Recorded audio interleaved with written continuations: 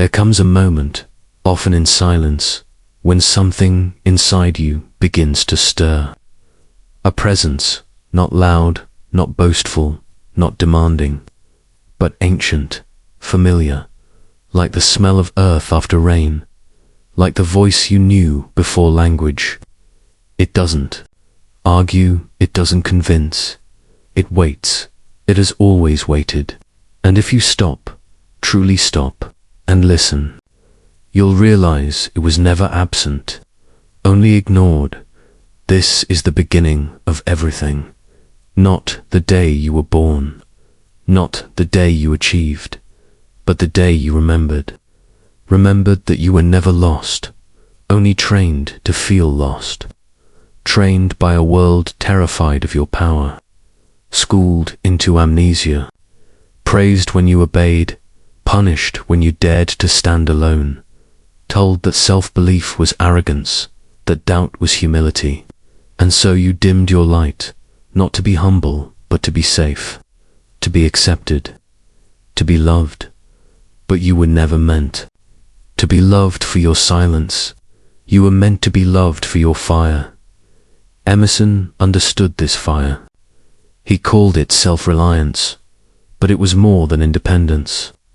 It was spiritual warfare, a declaration that the truest church is built not with bricks and sermons, but with soul and solitude.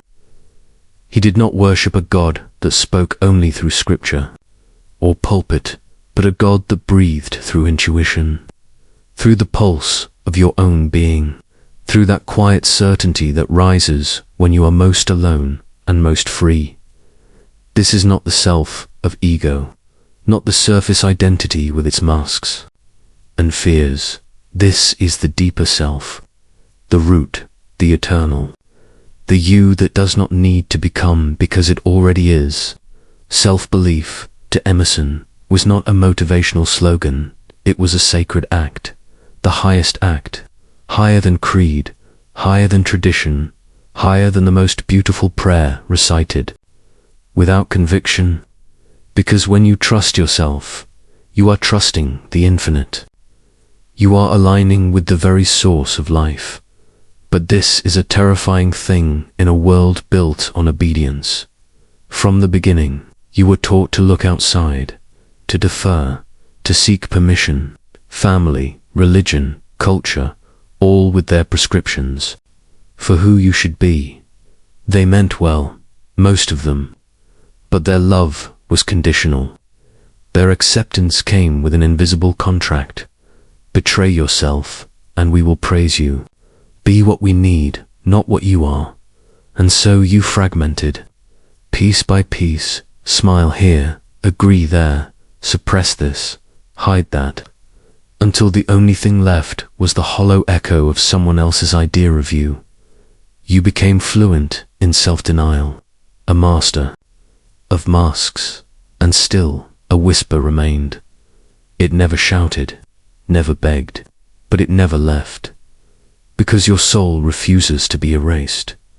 There is a sacred defiance in listening to yourself, a rebellion holier than any ritual. To say, I know, when the world demands you say, I doubt. To say, this is who I am, when even those you love threaten to walk away. That is worship. That is the altar, not stone, but spine, not sacrifice, but truth. You don't need incense, you need courage. To walk the path of self-belief is to walk alone at first. The silence is loud, the doubt feels terminal. You will ache for the comfort of conformity. You will want to go back. And some days you will. But something irreversible happens when you first hear your own voice ring true. You realize the world may have been wrong about you. And if they were wrong about you, what else were they wrong about? You begin to unlearn. You unlearn that humility means shrinking. You unlearn that love requires obedience. You unlearn that doubt is intelligence. You unlearn that worth is earned. You were worthy the moment you were born. You were whole before you were broken. You were divine before you were named. This is the gospel Emerson preached in every sentence, the trusting. Yourself is not selfish, it is sacred. That believing in your own intuition is not blasphemy, it is reverence. Because if the divine is truly everywhere, then it must be in you. And if it is in you, why would you ever bow to something that demands you abandon yourself? But this path is not romantic, it is not tidy, it is not soft, it is the path of exile, of empty rooms, of long nights with only your heartbeat for company. It is hearing, again and again, who do you think you are? And learning to answer exactly who I was born to be. It is standing still while the storm of rejection howls around you. It is letting go of every borrowed identity, every inherited expectation, every second-hand belief. It is the fire that burns everything false to the ground. And in the ash, something quiet, unshakable, and holy begins to emerge. The real you, not the one you crafted to survive, the one you were before you were afraid. Believing in yourself is not arrogance. Arrogance is loud and brittle, a performance for an audience. Self-belief is silent. It does not need applause. It does not fear disapproval. It simply is, like a tree rooted deep in the earth, unmoved by the opinions of the wind, like a mountain that doesn't need to prove its height. This belief is not an emotion, it's a return to the sacred center, the divine root, the inner temple that was never defiled, only forgotten. And the world will resist this, because your awakening threatens its systems. A person who truly believes in themselves cannot be controlled, cannot be sold to, cannot be manipulated with shame. They do not need validation. They carry their own. This is dangerous, and this is holy. Emerson knew that every soul is a revelation, that every individual carries a piece of the infinite no one else can express. To deny that, to conform, to obey blindly, to sacrifice your essence for comfort, is the real blasphemy. Not doubting God, but doubting the God in you. You are not here to follow maps drawn by frightened hands. You are here to walk the untrodden path of your own becoming, but not becoming as in improving, perfecting, achieving, becoming as in remembering. Remembering who you were before the world told you who to be. When you believe in yourself, you're not adding something new, you're shedding what is false. You are not constructing, you are uncovering. The soul does not need fixing. It needs freeing. And in that freedom, you begin to feel it.